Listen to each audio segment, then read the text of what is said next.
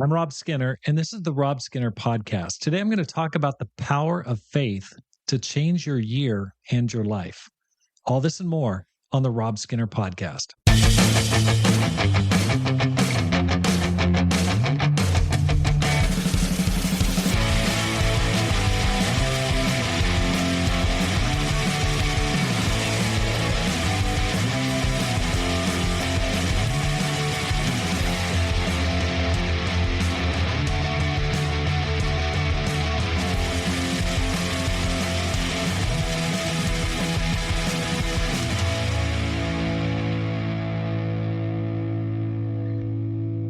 Welcome back to the Rob Skinner Podcast. My goal is to inspire you to live a no regrets life, make this life count, and multiply disciples, leaders, and churches.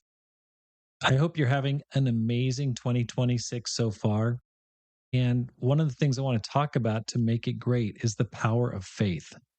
Jesus said in Matthew chapter 9, verse 29, according to your faith, will it be done to you? Now, that's the passage where he's talking to the two blind men. And they come up and they say, please heal us. And he says, do you believe I'm able to do this? And they say, yes, we do. And he says, according to your faith, it will be done to you.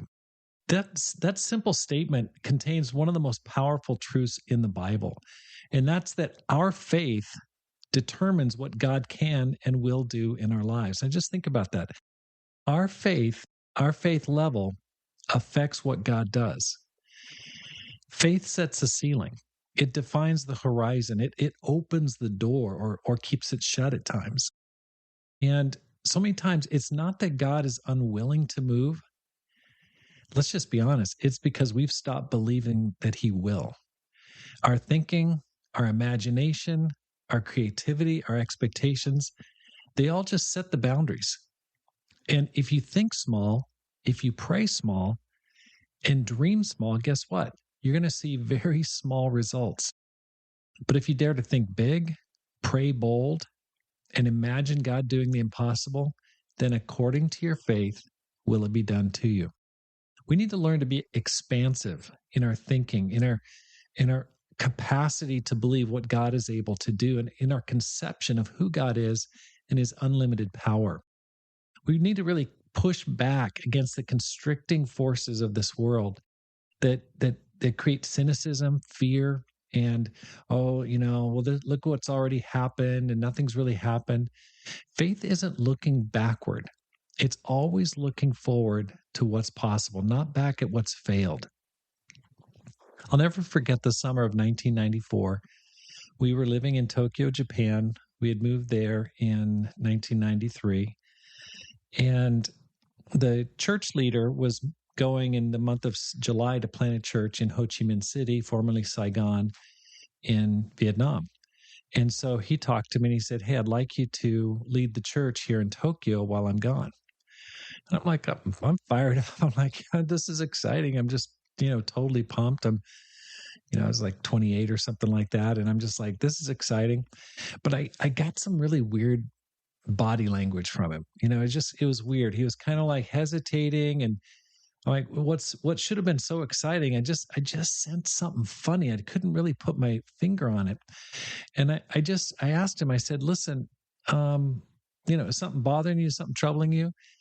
And then he looked at me and he said, I just don't know if you can do it. Okay. So here he went.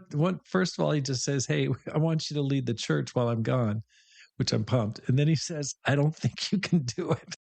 And I was like, oh my gosh. Now, granted, he had planted this church about 5 years prior to that. It was his baby. He is and was an amazing church leader. But he had some doubts about whether I could do it. I mean, it's a foreign language. I don't speak Japanese very well at that point. I was only in the country for a little over a year. And when he said that, I nodded politely. Of course, I didn't blow up or anything, but inside I was pretty mad. I was seething. I was just, oh boy. And I wouldn't say that I'm like the guy that gets real mad super easy or blows his top, just kind of one of those hot-headed people, but I was mad. There's just no, on the way home, because we didn't have a car at that point, I was venting to Pam, man. I was just rise and fast. I can't believe he said that. And I just was so upset. I mean, poor Pam. She had to listen a lot that night. But his lack of faith in me produced kind of a paradoxical feeling of faith, a fire inside. And I know it's not good. It wasn't good for me to get mad or anything, but I don't know why. But all of a sudden, the fire of faith just like was ignited. And I know it was probably not the wrong motives initially. I'm sure there's a little bit of I'll show him in my attitude. But even more than that, it really stirred my faith in what God could do. And the next morning, I woke up with a really crazy idea. I thought, let's baptize 31 people in 31 days in the month of July. Now, no one had ever done it before. This is the Mount Everest of mission fields. This is Tokyo, Japan. No one had even suggested it. No one had hinted like, hey, it'd be good for you to have a really amazing, let's have daily baptisms in July. But I feel like God just put it on my heart. I believed it. If we set our faith there, God could do it. And so we went after it. We pulled people together, the leaders, we prayed about it, we fasted, and just the passion was there, the purpose. And so day after day, we reached out, we studied the Bible with people, we watched people work, watched God work through people. And by the end of July, 1994, July 31st, 31 people had been baptized in the Tokyo Church of Christ. And that was awesome. When the senior minister came back from Vietnam in early August, I don't think he could believe it. He was a little shocked that this guy who he wondered if he could even lead it had baptized 31. And I was feeling pretty good. I was full of myself, of course, but I think it was a real verification or validation of what Jesus said. According to your faith, will it be done to you? And maybe you're facing something right now that looks impossible. Maybe someone's doubting you. Maybe someone say, no, you can't do that. That can't happen. Maybe there's a dream that you have that feels too big. Maybe this year you really want to do some big things for God, some big steps forward. You've set some goals like we talked about in a previous episode, and you're like, oh boy, that's really big. Maybe there's a relationship that you'd like to repair, but it seems too far gone, or a ministry goal that seems out of reach. Maybe you're trying to get things going and there's just not enough of something, which seems to be the case in many churches.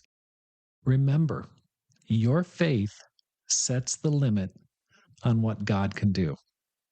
So you need to stretch your imagination. Refuse to live small. Believe that God can still do immeasurably more than all you can ask or imagine.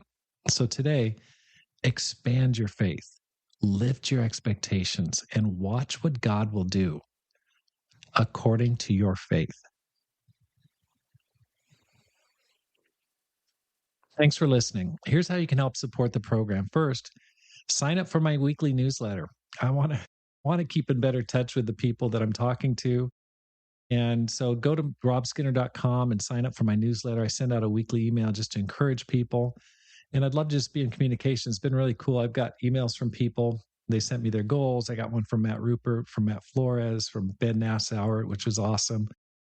I got one from NECA. I got one from, just different people all over the country and the world. And it's so encouraging. It's like I prayed over it and I'm excited about it. So, just get on my mailing list and let's keep in touch. And secondly, read my latest book, The 10X Christian, and let me know what you think about it. Read it. You can find it on Amazon.com or on my website. And then write a review, because that really helps people to find it. And so I really appreciate those who have read it and done a review for it. Because my goal is to inspire you to live a no regrets life, make this life count, and multiply disciples, leaders, and churches. Have a great day and make this life count.